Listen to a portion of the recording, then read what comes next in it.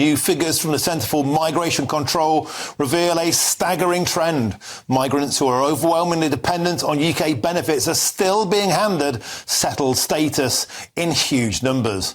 Now take this, 42% of Congolese migrants in Britain are on benefits. For Iraqis, it's 44%, Afghans 42%, and yet in the past 4 years alone, the government has granted settled status to over 26,000 Afghans, 22,000 Iranians, and nearly 18,000 Eritreans, all among the highest benefit claiming groups. And meanwhile, the British taxpayer, of course, is left to foot the bill.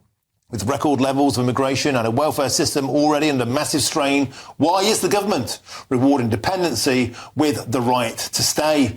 Well, I'm joined now by the Research Director of the Centre for Migration Control, Rob Bates, and I'm also joined by my celebrious panel, and that is the former Defence Secretary Geoff Hoon. He's a Derby County fan, I'll let him off that, and the former Conservative MP Alexander Stafford. Gentlemen, welcome to the show. Rob, going to start with you. First of all, thank you for giving this exclusively to Farage tonight. An incredible set of figures. Tell me how you got this data, because you and I are continually talking about the data that the Home Office, the Department of Work and Pensions do not want us to have. How did you get this data? So look, DWP and HMRC are incredibly reluctant to release this information for the most recent years. What we can do, however, is look back on the most recent data that was released in 2021 and follow the trends of those data sets that were released from 2013 onwards. And if you take that all together, you identify a very clear trend in that certain nationalities are disproportionately represented in those claiming universal credit, housing benefit, child support and whatnot. And I think this is a really important discussion that we need to have, because it really gets to the heart of who is our immigration system actually serving, what is the point of it and what is the purpose of it. And I think if we were to actually have policymakers and politicians that were to look at those benefit claim rates per nationality and take that into account when issuing visas, we'd end up with a system that is much more effective and actually works in the favour of British taxpayers. At the moment, we've got over 1 million foreign-born individuals in this country that are claiming some form of benefit, and that probably comes to a bill of about £8 billion per year for those individuals before you even take into account their actual benefit claims. So there are huge costs involved in this, and it's very important that we start taking it seriously. And if we go back to that first graphic there, the benefit claims per 1,000, at the bottom we've got the white chart. That is the median, that's the UK propensity to claim benefits. And we can clearly see from this, Rob Bates, the ratio going up to claim benefits with the Congolese. What is that, something like 4.5 times more likely to claim benefits than Brits? Yeah, it's 4.2 times. There are actually 40 countries, 40 nationalities across the board that have a higher claim rate than the British. There's actually probably a few more than that. It's just, unfortunately, due to data restrictions and the fact that we're not able to disentangle children from these figures, the figure actually probably for working age populations is probably higher for these nationalities. And the real point is that we currently have a system in place, indefinite leave to remain, where once an individual is granted that, they have carte blanche to claim these benefits and to enjoy all the rights that come with that. And unfortunately, there doesn't seem to be any real conversation on whether this is an appropriate system to still be in place in Britain in 2025. Obviously, Kemi Badenoch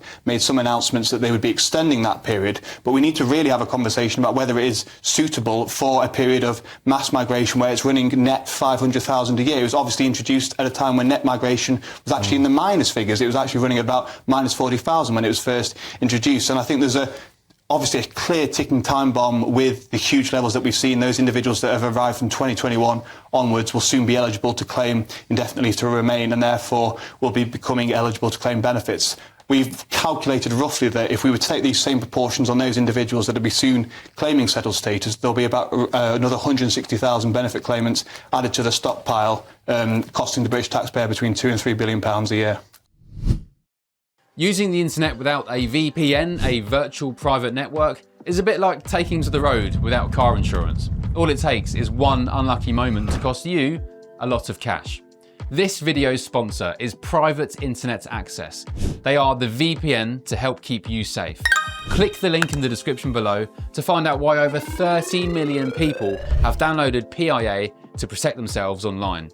A virtual private network is an app that hides your IP address and helps keep your data private. When you're browsing the internet at home, you give up a large amount of data to businesses, to shops, and indeed to social media giants too. Hackers have the ability to steal your personal data with ease, including sensitive information such as passwords, keystrokes, and even your personal photos. Private internet access helps protect your personal data by encrypting your internet connection to keep your data out of the hands of cyber criminals. And it's not just hackers either to be concerned about. Information can be censored too.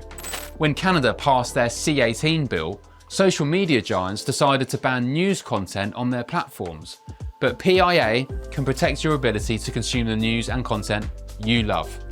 Private internet access is available for Windows users, Mac OS, Android, Linux, iOS, and you can use one PIA subscription to protect an unlimited amount of devices.